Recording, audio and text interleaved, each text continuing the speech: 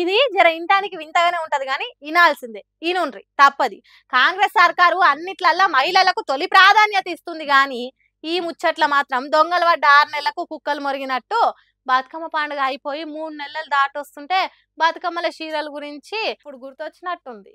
తెలంగాణలో తొలిసారి రాష్ట్ర వ్యాప్తంగా మహిళలకు ఉచిత చీరల పంపిణీ. ఇది మా ప్రభుత్వమే తీసుకున్న చారిత్రాత్మక నిర్ణయం అని డిప్యూటీ సీఎం బట్టి విక్రమార్క సారు ప్రకటించిండు.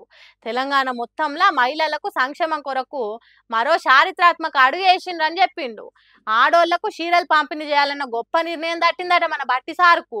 ఏమన్నాడు ఒకసారి నుండ్రి. ఇదొక గొప్ప నిర్ణయం. ఇది మొదటిసారి రాష్ట్ర వ్యాప్తంగా ప్రతి మహిళలకి చీర ఇచ్చేటువంటి కార్యక్రమం ఇది. ఈ ప్రభుత్వం నిర్ణయం తీసుకుంది. ప్రతి మహిళ చిరునవ్వు మా ప్రభుత్వానికి ఆస్తి. అందుకే తెలంగాణలో తొలుతనే మహిళలకు చీరల పంపిణీ మా సర్కార్ తీసుకున్న గొప్ప నిర్ణయం అని డిప్యూటీ సీఎం బట్టి విక్రమార్కానికి వచ్చిండు. పండుగ అయిపోయి నెలలు గడుస్తున్నా ఇప్పుడు చీరల గురించి ఇచ్చి అదేదో పెద్ద గొప్ప కార్యం చేసినట్టు ఒలుకవస్తున్నారు మన సార్లు. ఆ చీరల ఎవరం చూస్తే వాంతొచ్చినా కూడా వెనకపోతట్టే ఉంది పోన్రి.